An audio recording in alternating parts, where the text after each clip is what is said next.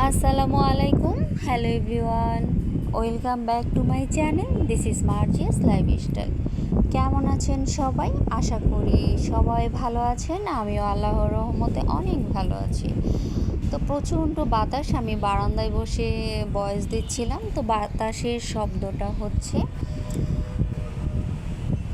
তো আজকে আমি খুবই শীতল করা, ঠান্ডা করা একটা শরবত বানিয়ে খাবো। যে গরম পড়েছে, এই গরমে একদম স্বাস্থ্যকর একটা খাবার। তো তার জন্য আমি কিছু উপকরণ নিয়েছি। আমি নিয়ে নিলাম কিছু লেবু স্লাইস করে কেটে। তো প্রথমে গ্লাসের মধ্যে লেবুগুলো দিয়ে দিলাম। তারপরে কিছু লেবু আমি কেটে নিয়েছি রস করে দেওয়ার জন্যে। তো আমি যখন লেবুটার স্লাইস দিয়ে দিলাম, তারপরে দিলাম বেশ কিছু পুদিনা পাতা, তারপরে একটা কাঁচামরিচ ফালি করে দিয়ে দিলাম, আর দিলাম দই।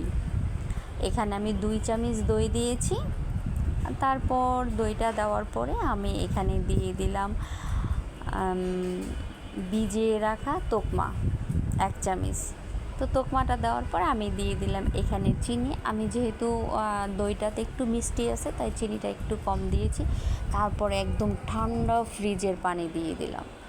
দিয়ে আমি খুব ভালোভাবে চামচের সাহায্যে এটাকে নেড়ে চেড়ে নিলাম। তারপরে যখন পুরো দইটা একদম পানির সাথে মিক্স হয়ে গিয়েছে, তারপর আমি খুব মজা করে আরাম করে খেয়ে নিলাম। আর আমি খাবারের আগে এটার মধ্যে কিছু লেবুর রস দিয়েছি।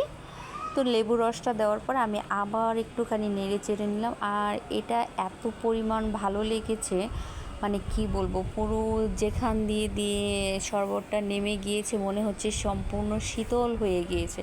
তো এই গরমে আপনারাও চাইলে এরকম একটা বানিয়ে খেতে পারেন।